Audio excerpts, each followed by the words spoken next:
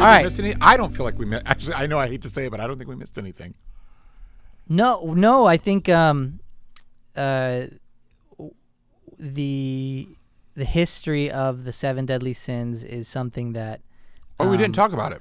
No, we didn't. We just scratched the surface, and because it merits a larger conversation, right? So the 7 deadly sins, it's hard to just tell me say. where they came from. So Evagrius Ponticus, if I'm saying his name correctly, may have he's a 4th century monk. Okay. And so he developed 8 deadly sins, and one of them was like sadness almost, which is interesting. Like sadness at other people's fortune. It's like a form of envy. Yeah, a form of envy. And so they kind of substituted probably a German word for it. Avarice or avarice. Yeah, I think avarice. that may greed. Have been, that's greed, right? Yeah. There was another, acedia. Basically, I need to do more research on this because there's a lot more to it. Yeah. He had 8. He had 8, and he may have borrowed from Tertullian, who may have had 9. Okay. But eventually it got refined by Pope Gregory I. Who did a lot, by the way. If you look at what Pope Gregory I actually did, there's a lot in, basically, he really shaped the way we still practice religion in church to this day. Yeah. So I'm the Gregorian calendar. Right. Oh, okay. Gregorian. Yeah, I see that. Yeah, I would still need to learn a lot about that. And so, and then Aquinas in the 13th century kind of refines this as well. No, Thomas Aquinas. He was great because he was this really overweight philosophical monk. So you could say he was the first deep fat friar. If anyone wants to make, by the way, me a shirt with a picture of Thomas Aquinas on it that says Thomas Aquinas, the original deep fat friar, I would wear that proudly. So yeah, but it opens up a question. Like if I'm listening to this conversation, we're talking about now Pope Gregory I, and it'd be remiss to not mention that these 7 deadly sins or 7 cardinal sins are still a part of the Roman Catholics' catechisms. Mm-hmm. So now the question becomes how do we differ? Protestant versus Roman Catholic. My first question would be: are they a part of any Protestant catechisms? Are they enumerated in the Wittenberg Confession? Are they in the Westminster Catechism, in the Heidelberg Catechism? If they're enumerated in there, which they may very likely be, I would not assume that they did not have continuity after Luther. So Protestant. Tell me more about Protestant catechisms because I'm very ignorant to this. So any stuff. liturgical church, like what we call high church, liturgical church, will still use some sort of organized, systematic teaching, which is what a catechism is. So it's a way of teaching through the creed, essentially, right? And so catechisms are usually it's how do I answer questions? So it's a series of questions with a series of answers. So. I use the one from Westminster, from the shorter Westminster Creed. What is the purpose of man? And the answer question: what is the purpose of man? Answer: the chief purpose of man is to glorify God and worship Him, or something like that, right? So these catechisms are a way of teaching theology very systematically.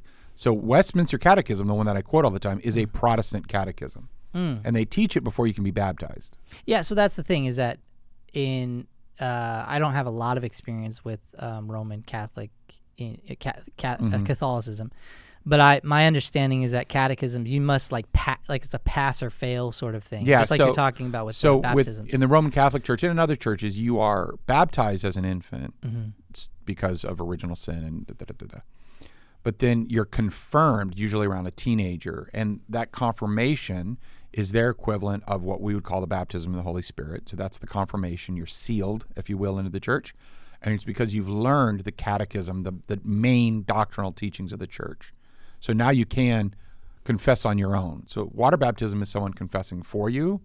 Catechism is, as I understand it, and I could be wrong, and I probably am, but as I understand it, catechism is sort of you saying, yeah, I'm on board as a 14, 15, 16-year-old.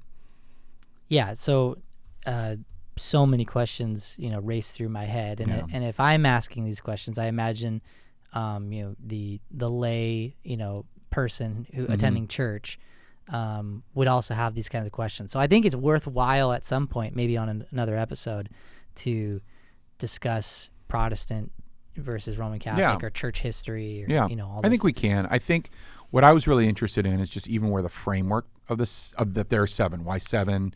The history of the framework. But how they apply to like the overall Protestant Catholic conversation wasn't as crucial for me as where did the idea of 7 even come from, and then how those get deployed. Obviously, one of the biggest ones is Dante's Inferno, and how they get deployed in there, and then how they're used in like old poems and Renaissance art as well. Renaissance art, it's all over the place. Yeah, so, it certainly is. Again, Shazam, 7 Deadly Sins. It's in that. It's in the movie 7. Yeah. And so there's a anime called 7 Deadly Sins. So it shows up in a lot of. We're not going to link to these. No. Just in case you're wondering. No. Yeah. No. That's a second anime reference today, though. Yeah. Was it? What was the first one? I said Super Saiyan Christian. Oh, that's right. And we said Final Form. Yeah. That was good. Yeah. So, what was the other thing I was going to say about it? Yeah, the Renaissance art movie, and there's also 7 heavenly virtues. So they the flipped antidote. it over. Yeah. So lust, chastity, gluttony, temperance, greed, charity, wrath, patience, sloth, diligence, envy, kindness, and pride, which is what we talked about today. Humility. Humility. Yeah. So.